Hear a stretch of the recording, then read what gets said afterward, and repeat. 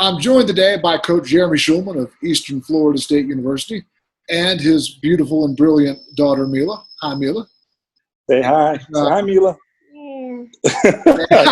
Mila's a little shy. And Coach, I know you've been talking with your guys. Yes. And give me the feedback in terms of like how many of them have had experiences with whether it's unconstitutional nonviolent police harassment or non-lethal police brutality or being treated with unjust suspicion or hostility and all those kind of things. Help us understand the feedback you got from your guys. You know, well, Pete, it's one of those things that I shouldn't be shocked anymore. And I grew up where most of my friends growing up were black. And I've known stories and seen stories with all my friends ever since I was young. So I shouldn't be surprised. And yet I'm still surprised, you know, and that's the sad thing about it. After talking with my guys and getting some of the stories, I went ahead and I measured all of our guys. I measured our white players, our black players, and just want to hear from everybody. And, you know, thankfully nothing terrible, you know, nothing terrible, nothing that became violent. But, you know, not one of the white players on our roster, thank goodness, but not one of the white players has had any, you know, really negative interaction with police. Unfortunately, just about every black player we have had. And one thing I wanted to start off with was something I thought was really interesting. One of our players who's from Canada, when I messaged him and he responded back and all of our guys responded back in detail, he said, "Coach, I'll be honest, I never have experienced racism in my life." And it was really interesting, you know, just from a different country, just north of us on the same continent. I mean, you know, that has never experienced racism before. Very interesting. But every single one of my black players that are here in America has experienced, you know, racism, and not just in general, but with police officers. And it's heartbreaking. It really is. And so if you don't mind me sharing a couple of them, you know, a couple of stories with the guys, you know, just about every one of them had a story where, hey, I was driving, I got pulled over. I have no idea why I was pulled over. They flashed lights in the car, looked around. Once they ran my stuff, ran my tags, ran my license. Once they saw there was no issue, they let me go. You know, every one of them had a story like that. It got worse. One of our players actually drives a really nice car, drives a Mercedes. It's not a brand new one, but it's a Mercedes. And he says there's been countless times that he's been stopped and, you know, been harassed, you know, and had to run tags and run his license and all that. One time though, and I won't give his name, but one time he was stopped and there was a police officer that pulled a gun outside of his window, and until he rolled down the window, still had the gun up to the window. Obviously, once they ran the tags, once he ran his license, asked him where he got the car, how he could afford such a car, which obviously none of his business. You know, none of his business what him and his family can do, and it's just sad hearing those type of things. You know, thankfully, none of those, you know, escalated. Another player was stopped in South Florida. And again, I won't bring the player's name up, but another player stopped in South Florida, just in you know, coming out of a shopping area, but I guess they didn't see him where he was coming from. Stopped him and his friend and said, and tried to arrest them for thefts in the area. And so they fit the description of. Always say that. Yeah. What do you say? They always say that. Always. Fit the description. And it's like, I mean, like what? Just black? Like not even the same height, not the same type of hair, not saying anything else. But again, you're right. It always fits the description. You know, stopped my player and his friend and tried to arrest them. And then, you know, I guess they got some, you know, once they actually ran their names and ran everything else or ran something and finally let them go. But only after an older gentleman came up with a video camera while this was going on, and eventually they let the, you know, my player and his friend go, who obviously had nothing to do with anything. So it's just, you know, it's heartbreaking. You know, it's not surprising. It still is shocking to me. You know, I've known about this, you know, since I can remember knowing about, you know, these type of things when I was a teenager. But it's still heartbreaking, Pete. Well, you mentioned an interesting point that I think it's important to highlight, because we don't connect the past to the current very well.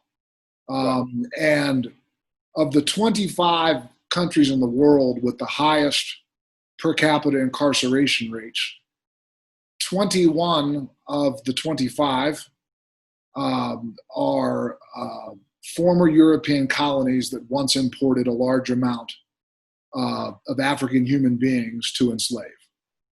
Wow. And then two of the others are Swaziland and Lesotho, which were essentially part of South Africa and had apartheid, which is more or less the same thing. And the last two are Rwanda, which has been engaged in a 40-year civil war, and China.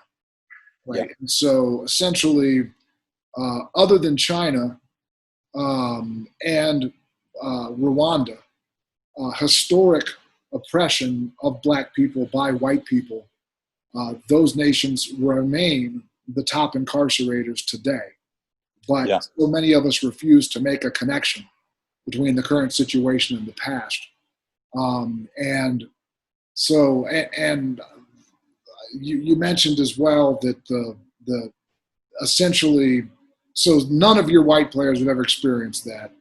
No, they haven't. All of your American black-born players, all of the American-born black players have. Absolutely. And obviously the reason I'm doing this is because when these things happen, a lot of white people will say, oh, it's just an isolated incident. And it's because they don't connect the culture that permits the harassment with the culture that permits the brutality and the murder. And when you look at just brutality and murder, it's not isolated. I don't know the exact figure, but in the last, I want to say 3 years, only looking at the 10 largest cities in the U.S., the figure paid out in police brutality cases is something like $250 million.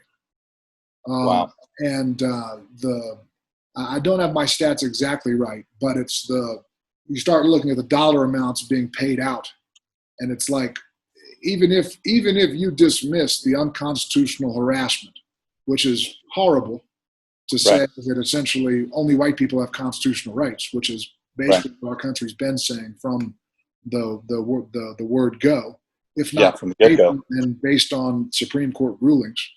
And you know, it's even if you don't care about black people's rights being violated nonviolently, you got to at least look at the brutality and the murder collectively, and the dollar amounts being paid out in police brutality cases, and open our eyes as white people to admit this is not isolated. And if you connect all three of them, the nonviolent abuse of black people's constitutional rights with the non-lethal violence and with the murder, it's the conversations you've had with your friends and growing up and your players. You know, white people can say it's isolated all day long, but it very clearly is not. And so my question, because it's called the Not Isolated Project, I already answered it for you, but do you think this problem of police misconduct toward black people is isolated, as so many continually insist? Well, of course, it's not isolated, and us as a community, but especially us as privileged, white males, especially, we've got to be the ones to understand that and to help others understand it as well. And it's frustrating. I was a criminal justice major. I've grown up around all the stats and how prejudiced the racial and racial injustice the judicial system is.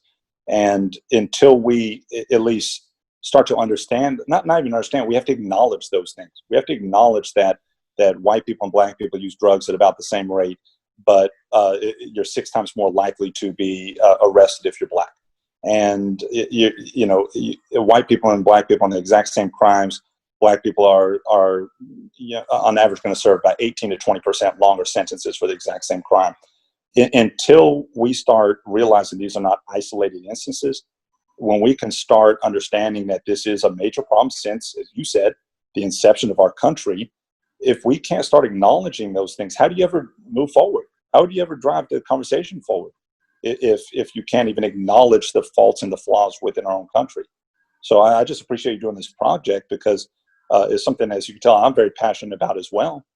And, I think it's our responsibility as privileged white males and privileged white people in general to acknowledge this and to spread information, and get back to understanding and learning facts, not opinions, and be able to drive, the country forward from that aspect.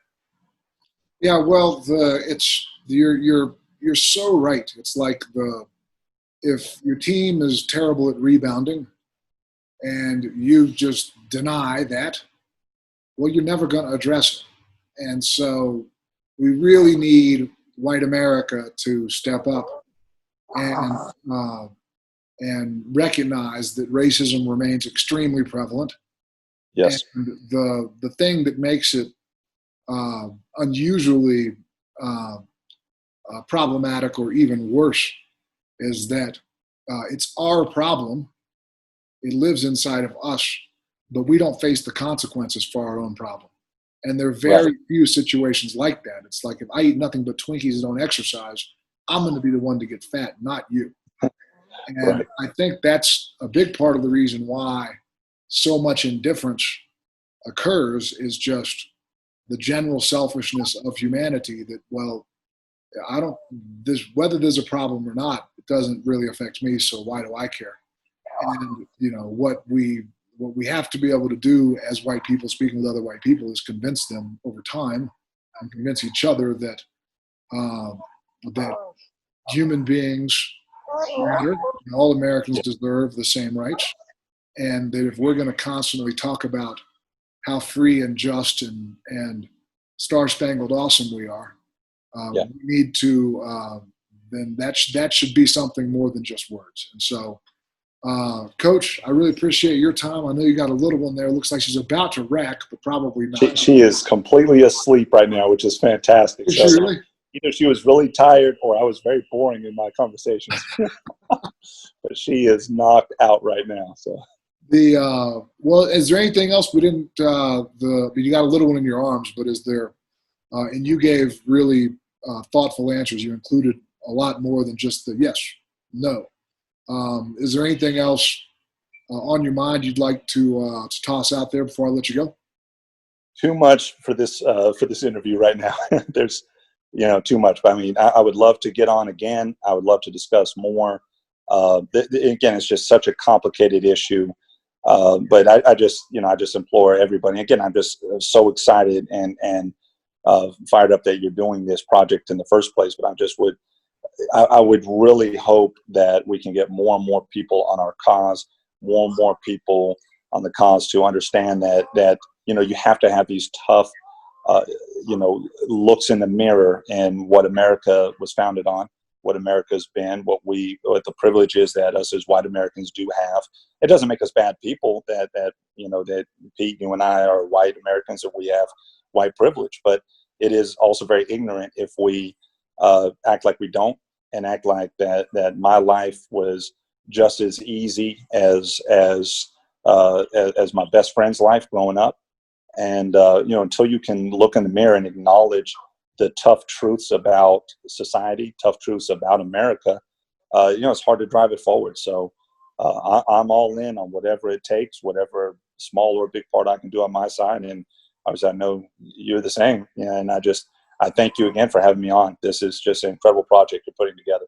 Yeah, well, I hope that my great hope is that either one of these goes viral or someone who is much more a much bigger fish than I am borrows the project. But I really do, in my heart, I need to believe that if white people can recognize the pervasiveness of the problem still today and quit convincing themselves it's isolated, then once we've admitted the problem, we can address it. Because there really truly is zero chance to fix a problem you can't bring yourself to admit still exists. So, 100%. My brother, I appreciate your time very much, and I'm glad that Mila seems happy and decided to quit being disruptive. To those who are going to miss the pre-interview, she was really enjoying turning off his phone and stuff for the first couple of minutes. So, absolutely, I'm glad she decided to cooperate. And like I said, I really appreciate your time, and we'll stay in touch. And this may very well turn into, rather than just being one project, sort of a longer term podcast. And of course, we'll carve out a 2-hour block where we can, because it sounds like you've got way more to say. Absolutely. based on Absolutely. the fact that you've been reading about this and talking about this and researching this for a lot longer than the average white college basketball coach has. So, Coach Love Jeremy it. Shulman, Eastern Florida State, I really appreciate you, brother. Hey, Pete, thanks so much. Really enjoyed this. Hope to talk to you soon. Okay, cheers.